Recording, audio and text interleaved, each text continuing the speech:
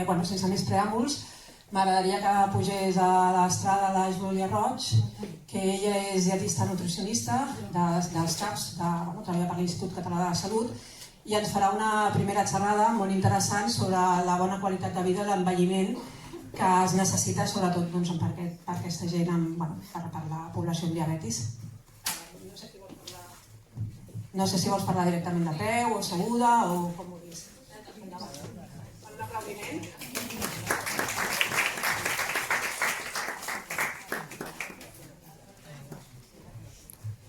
Hola, bon dia. Ja com m'han presentat, jo soc la Júlia, soc dietista nutricionista i treballo a... crec que... És a l'ordinador. Vale, això. Passa. Això que treballo a l'atenció primària en diferents CAPs de la zona franca i també... Ui, no, que havia parat de sucre, no. Participo també als campaments amb infants i adolescents i també les colònies, com a dietista nutricionista i educant els infants amb diabetis. I també soc DM3 perquè he convisc amb la Ira i la Fer, que tenen diabetis tipus 1 i són les dues companyes de BIS. Avui el que farem una mica és, jo encararé més a l'alimentació, però per començar així, trencant una mica el gel, una anècdota que em va dir l'altre dia una pacient, i és que, i per reflexionar una mica, i és que les persones amb diabetis al final hi ha tenen un coneixement, ja sigui en l'alimentació, com també en l'exercici físic, com també en el benestar emocional, i això pot ser també com una mica un avantatge en quant a la prevenció d'altres malalties que no tenen l'altra gent que no té diabetis. I al final també entres com una part positiva de que segurament vosaltres sabreu molt més d'alimentació que la gent que no té diabetis.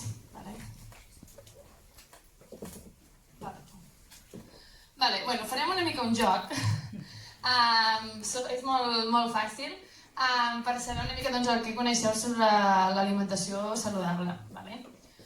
Us sortiran aquí unes preguntes, i si creieu que aquesta afirmació o aquesta pregunta és certa, us heu de quedar sentats a la cadira.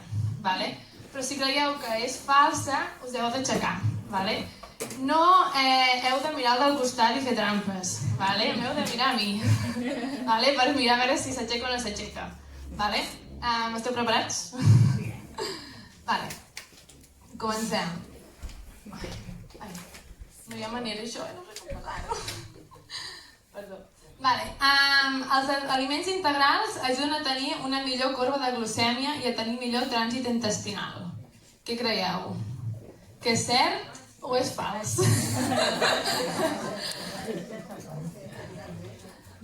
Us quedeu sentats i creieu que és cert. Els aliments integrals contenen fibra. La fibra actua com una gàbia del sucre.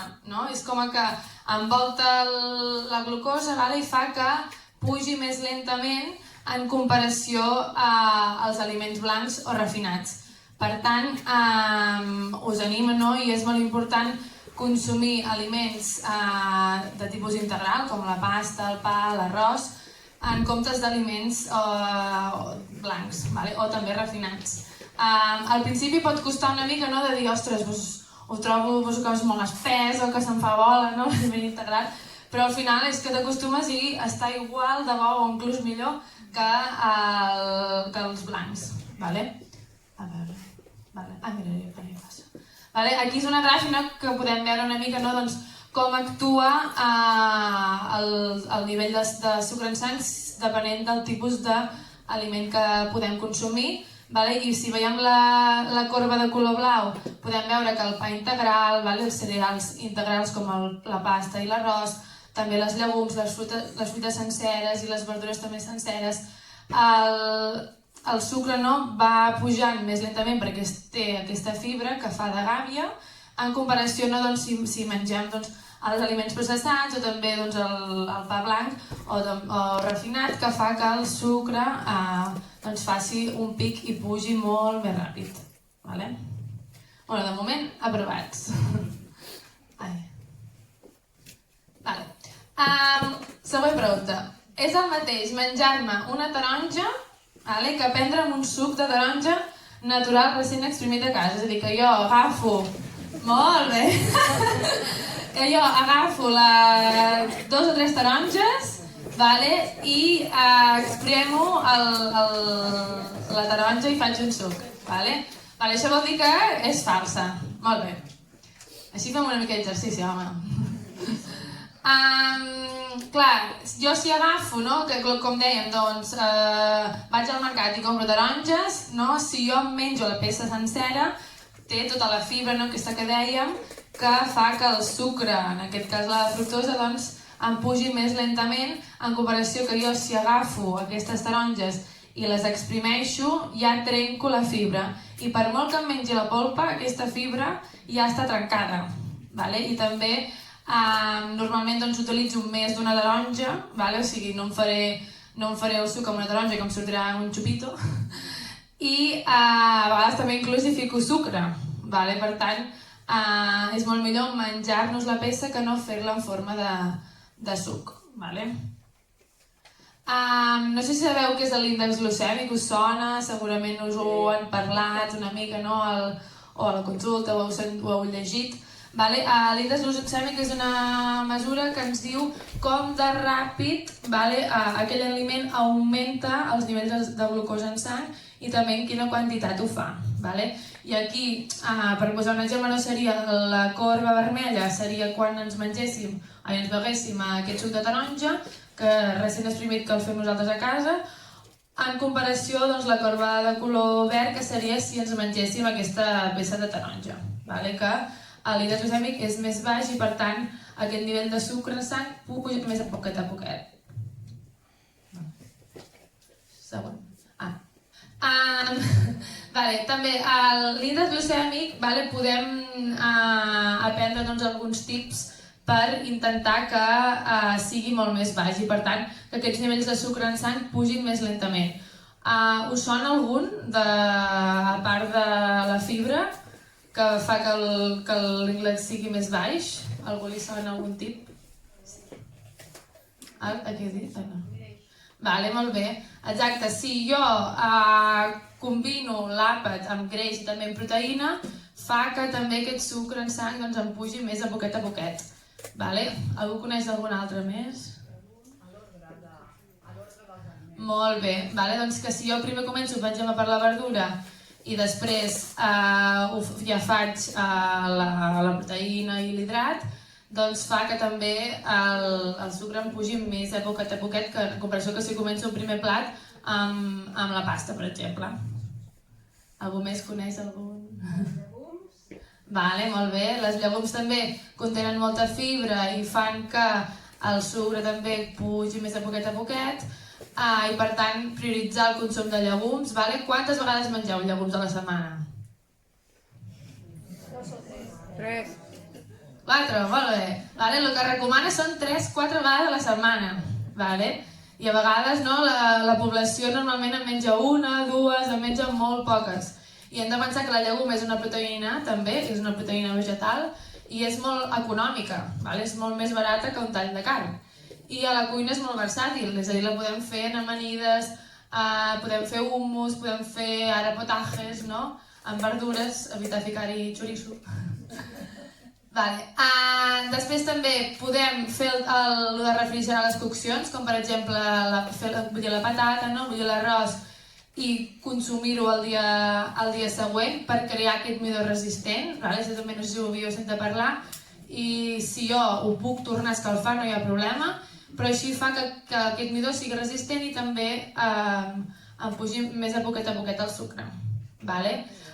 També molt millor menjar, per exemple, la verdura sencera que no pas triturada en puré, també, perquè al final també tallo aquesta fibra, o també millor la verdura crua com les amanides, combinar-ho. També alguns trucs és coure la pasta al dente, no? També en comparació que fer la pasta molt passada. Són trucs, no, que podem utilitzar per intentar que aquest sucre no pugi més lentament. Vale, seguim. Següent pregunta. Està prohibit menjar galetes, dolços, croissants, marmelades, si tinc diabetis. Això segurament ho has dit molt. Vale? Veritat o fals? Vale. Bueno, aquí veig algú que s'ha quedat assentat, No que et fa mandra aixecar-te. Vale. Molt bé. Vale? És mentida, sí? Sí que és veritat, no?, que tots aquests productes tenen molts sucres que són sucres simples que pugen molt ràpid, però hem de pensar que no hi ha res prohibit. No està prohibit menjar-me un dia un dònut, no està prohibit un dia menjar una galeta. El que passa és que ho hem de consumir amb moderació, que no sigui un consum diari, però ho podem consumir. I el consell que us diria jo és que tots aquests productes, fer-ho quan hi hagi un aniversari, o no tenir-ho a casa, i si hi ha un dia que em ve de gust menjar-me un croissant, me'n vaig a menjar el croissant que més m'agradi. I així seria una mica pensar que el reduir tot això, però amb moderació, i que no està prohibit tots aquells sucres que són simples que pugen més ràpid. Següent pregunta. Les begudes amb edulcorants artificials són completament segures per a les persones amb diabetis? Aquest és més difícil, crec. Aquí hi ha dos equips, ara veig, no? Uns que sí i uns que no. Els que heu dit que no, per què? Diríeu. Perquè porten a l'estartar molt i al final no deixa de ser una cosa que pot ser cancerígena. Algú més té alguna altra opinió?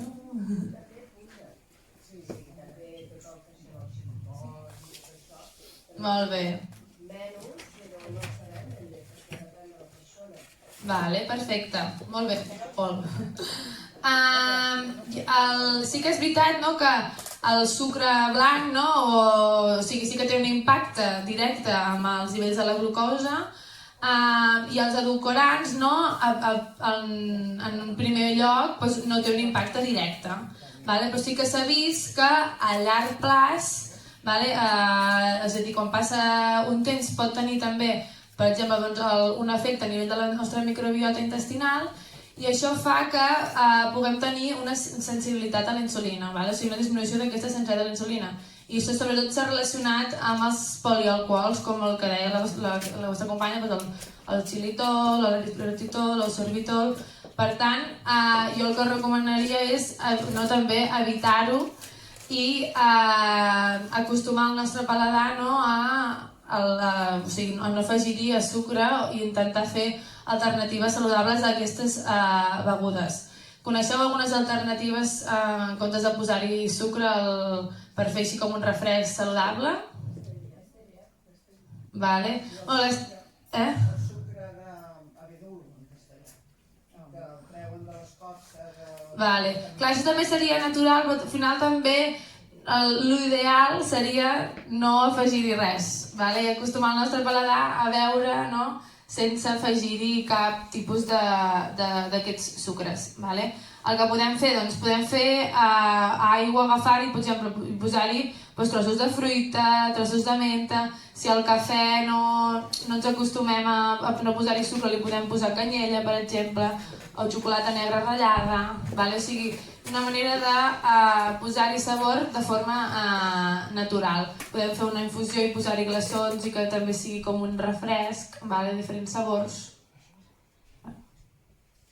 I ja anem per l'última... Següent pregunta. Les begudes vegetals elaborades amb cereals tenen el mateix impacte en la glucèmia que les begudes vegetals elaborades a partir de soja i fruits secs. Què diríeu? Que sí, que no?